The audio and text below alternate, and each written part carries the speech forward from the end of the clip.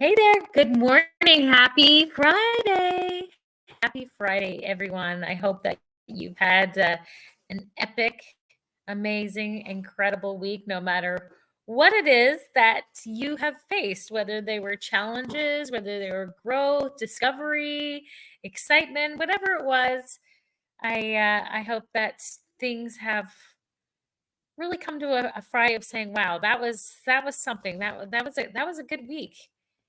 No matter what, learning how to turn things around for your good, for your growth good, for your learning good, for your expansion good, for your life. And I'm excited. This is Orange Shirt Day is tomorrow, but today, because it's Friday and schools are in, I'm wearing my shirt in honor of the residential schools, the residential children in Canada.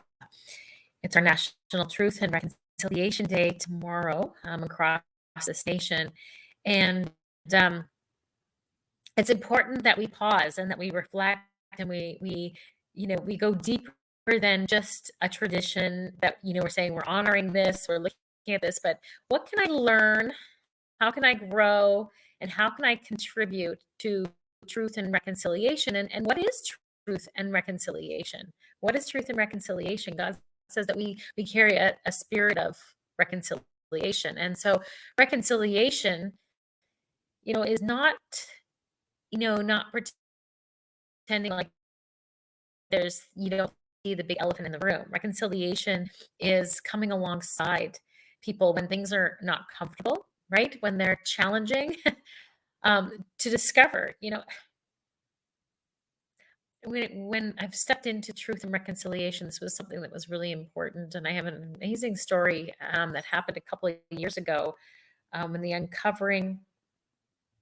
covering of the graves took place in Canada, and Canada was devastated. They always knew that that this had taken place, but it was swept under the cover, under the rugs and not spoken about, and left generations in trauma, left communities in trauma in our Indigenous people because it was swept on the carpet and wasn't willing to be recognized and looked at and treated and justice. And so when the uncovering of the graves took place a couple of years ago, um, it was painful because we were approaching Canada. We were approaching Canada and Canada Day, and no one felt like celebrating Canada Day. They're like, what do we do? How do we respond? Like this is such a sad time for our nation, such a sad time for our country for this exposure, for this realization that things were hidden, they were swept under the carpet, and led people to believe that it didn't really happen when communities of Indigenous people have been so traumatized, in pain and silence, and the manifestations of that trauma, are very clear. Trauma doesn't just go away. Trauma it needs time for healing. It needs recognition, right? It needs truth to come to the forefront. And so I was praying one morning and I said, God, what are we going to do about this situation? We're approaching Canada Day. For myself, I've taught my family to be very patriotic. We love Canada. We love supporting Canada. We love standing for Canada. But this was painful. This was really hard. I have very close friends. I have very close friends who are Indigenous, and I love them dearly, and they're very close to me. And so I just sat quietly and still, and wanted my friend Métis friend's texting me this morning, just wondering, like, what can we do? And I heard God. I heard the voice of God because I guess I hear His voice as I talk to Him, like I'm talking to you right now.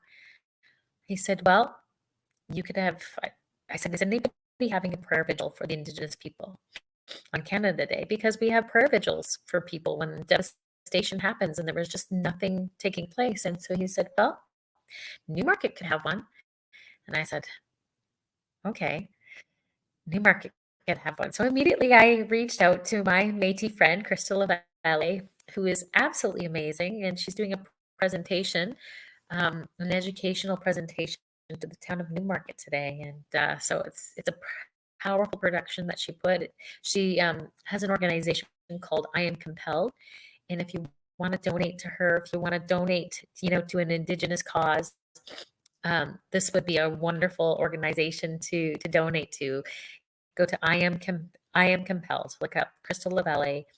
I Am Compelled. Make a donation. She goes into schools, public, private, across Ontario, and she teaches children. She teaches schools and communities and organizations about the education of Canada, the history of Canada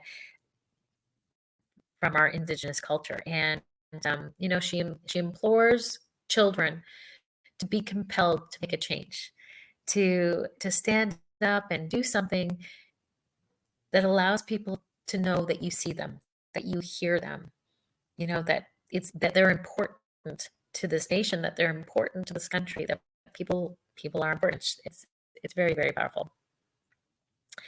And so we put up a prayer vigil. I went to the mayor and talked to the mayor, and he said, absolutely, you can. And so I organized a prayer vigil with my friends and community. And it was really important that it wasn't a me thing, it was a they thing, that they would come and share their hearts.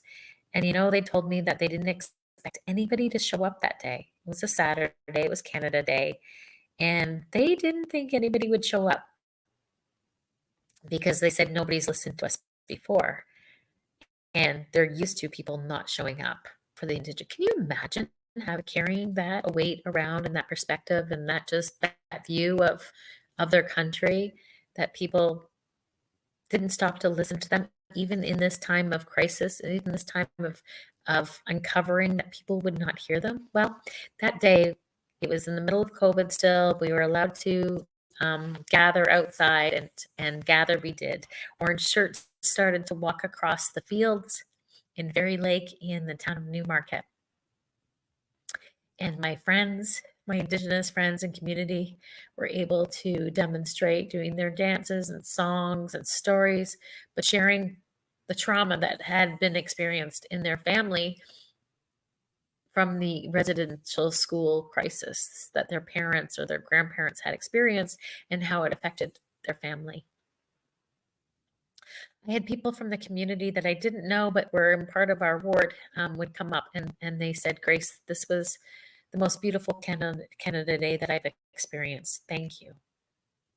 We were moved by just listening and taking the time to listen and to hear and to be compassionate, empathize, but to try to understand, hear enough, deep enough to understand. And, that's what we need to do. The truth and reconciliation of anything is that we need to be willing to sit and to listen. Listen to the heart, listen to the story, listen to the pain, listen to the trauma, and not try to fix anything, because the Indigenous people don't need to be fixed. They're beautiful in their culture and who they are. They just need us to listen. They need us to understand, to want to understand, and to be a part of the healing and the restoring of this country. And so that's why Orange Shirt Day is important to me. My friends are important to me. My country is important to me. And the things that have been wronged by people,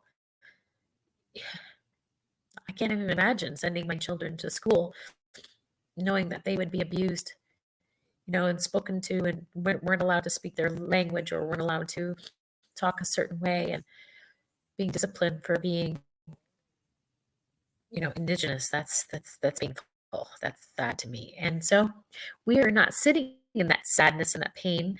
We are moving forward in knowing that we're making a difference by saying, we hear you, we love you, we want to understand, and we want to walk together through this time of truth and reconciling one another as a nation, as we're many cultures. There's so much beautiful diversity in this country. That's what Canada is about, right? But where we've wronged each other, we need to make things we need to make things right and treat people with love and respect and care. And so today I had Brooklyn, my daughter, my 10-year-old, and I said, it's Orange Shirt Day today. We gotta wear orange shirts. And she, being 10, and I'm not saying this to be negative because I just understand this as a child. She didn't want to wear her orange shirt day because she didn't feel like other people were going to wear their orange shirts and she didn't want to stick out. And so, I shared with her why we need to wear our orange shirts. It wasn't enough. At 10 years old, what's important to her is that she blends in with her friends and she doesn't want to stand out. And no matter how I implore the reason for it, where she's at right now in her life, she wasn't willing or wanting to stand out. And so for me, that was a challenge. And I tried to explain, but there was no changing her because she's strong and that's where she's at. And I needed to just love her where she's at. I explained. She sees me wearing my orange shirt, and we're going to go to I Am Compelled fundraiser tomorrow, and she's going to hear and she's going to see. But I have this quote in finishing, and I just thank you in advance for taking the time to listen to this morning, or listening to me any morning that you listen to. I just want to honor your time, and it's 8:58. So John Maxwell has this quote: leadership is not about blending in. It's about being bold enough to stand out and inspire others to follow. Say that again. Leadership is not about blending in. It's about being bold enough to stand out and inspire others to follow. Such a good quote, but I take it from the heart of a child. I remember when my dad said, because I was similar to Brooklyn, so this is why I have compassion for her. My dad would say, "Why do you care what other people think? Don't care about what other people think." And as an adult, I saw that myself. I didn't say that to her, but I tried to explain, why we're doing what we're doing and the importance of being a leader and what it means to be a leader and to stand out. But here's the thing, guys, is that it has to be her conviction, right? I'm teaching and I'm modeling and I'm leading her. But at the end of the day, things need to, which I teach my children very much, is that they have to walk in their own conviction. And I am very strong, so I can direct my opinion, but it's really important that I model well in how I lead and how I stand out so that it's a conviction that they can have for themselves.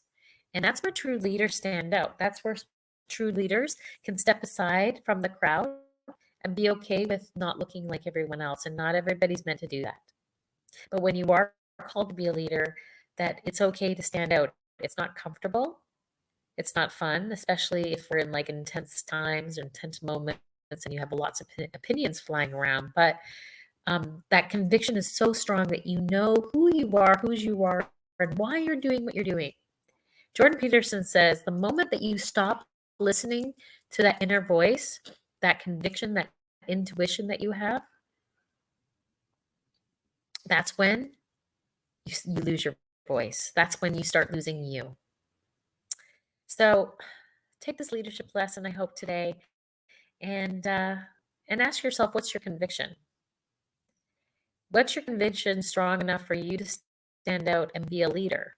Not to be a rebel, not to like throw your opinion, because that's something totally different. But where is there a conviction that you're like, you know what, this is something that's really important and powerful that I'm learning and I'm growing in, and that I want to help people to understand and bring them alongside of me? Because that's what a leader does. A leader doesn't divide. A leader learns how to bring people along with them. So happy Truth and Reconciliation Day today and tomorrow. Support a charity towards an Indigenous community. Wear your orange shirt. I'm Compelled is a great organization to support and donate today. Whatever you can do to make a difference and to show that you are into truth and you are into reconciliation. Be well.